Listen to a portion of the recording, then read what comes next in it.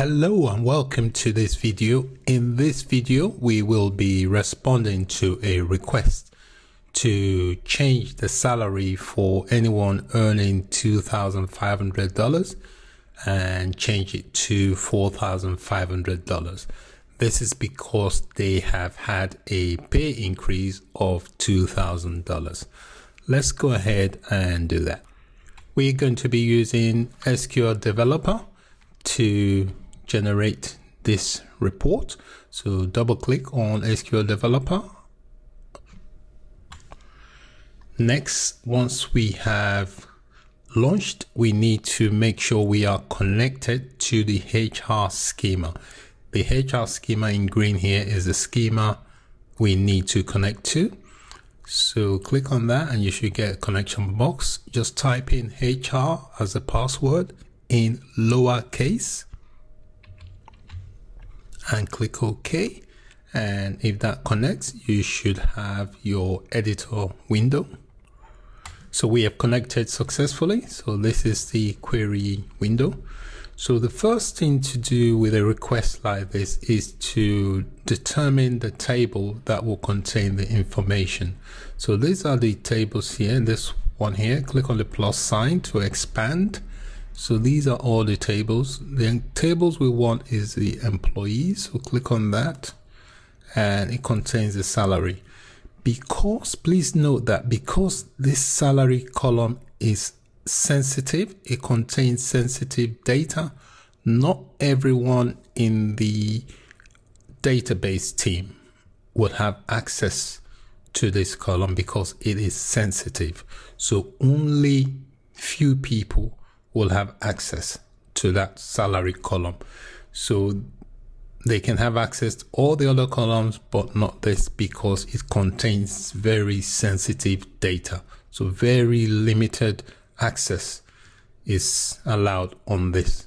So we're going to assume we are one of the lucky ones that have access to this salary column. So to do that, it's best to check the current salary before we update it.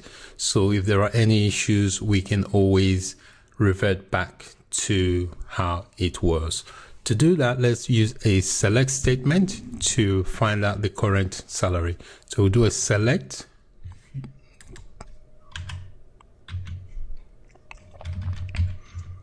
Followed by the column name. So we're going to pick out the first name, last name, and salary. We just need 3 columns from this table. So we start with the last name.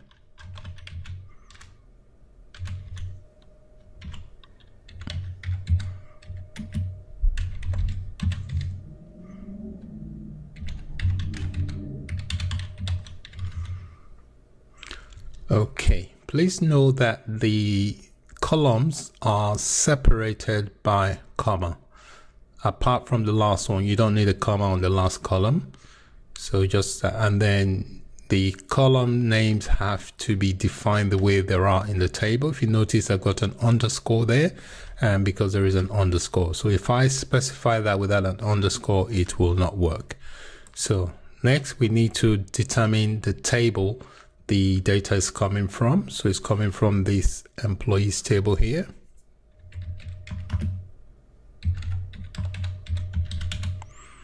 Next, we need to use a filter because we don't want all the salaries. So we just want people currently earning 2,500. So to restrict that, we need to use a filter, the where clause.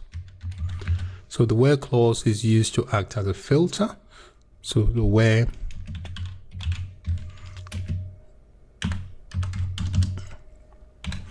All right, so this is a query. This is a query we need to reveal the current salary as it is. So we'll execute that.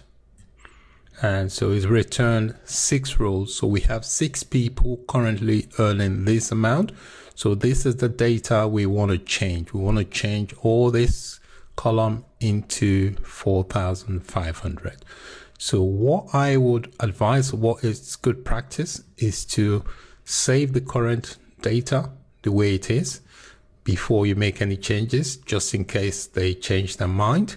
So to do that, I'm just going to export the data as it is in a PDF format. So you right click and go export, and where it's got format, select your preferred format. I'm going to go for PDF, and you can give it a title, subject and keyword if you want. I'm going to skip that and just give it a name. I'll just type in salary.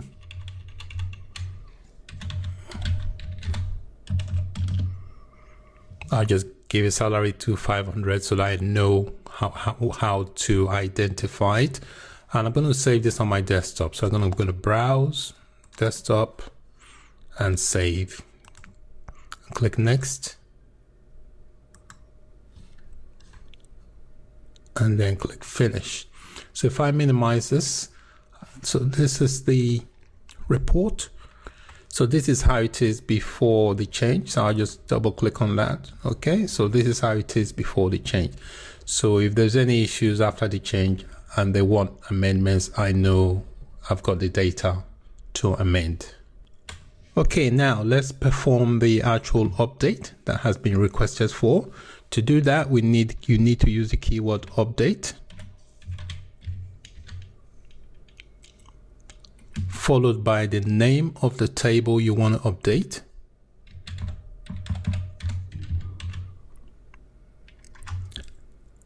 And then we need to use the keyword set to set the new value.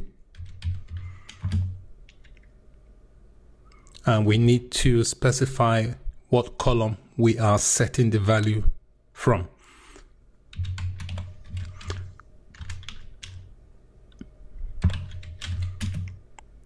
And then the new value. And then we need to specify a filter using the where clause. We need to specify where to apply these changes. If not, it will apply the changes to everyone's salary. So to do that, we use the where clause. Where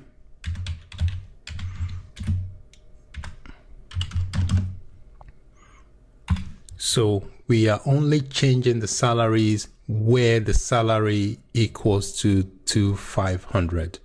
So if we don't specify this where clause on line 7, it will update everyone's salary to 4,500, and we don't want that. Very important to use the where clause. So we know that from using the select statement previously, we had 6 rows. So there are 6 people who are on this salary of 2,500. So we do not expect more than 6 rows. So if we run an update to update the records, we should only have 6 records updated. So click on execute, and it has updated 6 rows or records. So that is correct. That matches what we returned using our select statement. At this stage, we haven't committed the data yet, so it's not permanent. We can roll the data back to how it was. So to make it permanent, we need to use the commit. Very important. Once you've committed, that is it.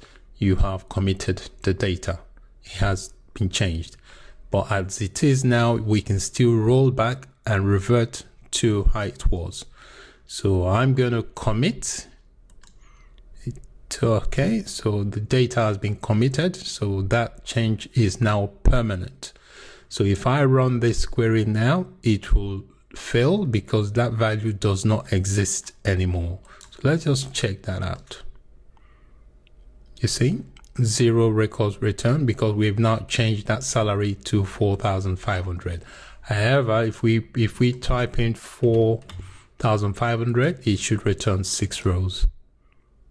Okay, so these are all the current rows. So I can now do a report of this and export it to whoever has made the request to confirm that the salary has been changed. So I'll just type in salary update.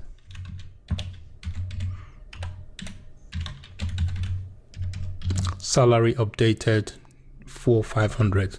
I click on browse to my desktop again, save, and click on finish. So if I minimize, so this is the salary update, this one here. So I just click on that. All right, so this is a new salary update. So I can now email this to the finance director or whoever's made that request. So this is how you would perform an update. In a corporate environment, you could be performing update on several thousands or even millions of records. The script is still the same. Whether you perform an update on one record or a million records, the script you will use will still be the same. You're still going to use your update. You're still going to specify the table. You're going to use a set, and you have to also use a filter using the where clause to avoid updating all the records. Thank you so much for watching. I hope the video has been useful. If there are any aspects of the videos you're not clear about, please let me know. I'll be more than happy to help. Thanks and bye for now.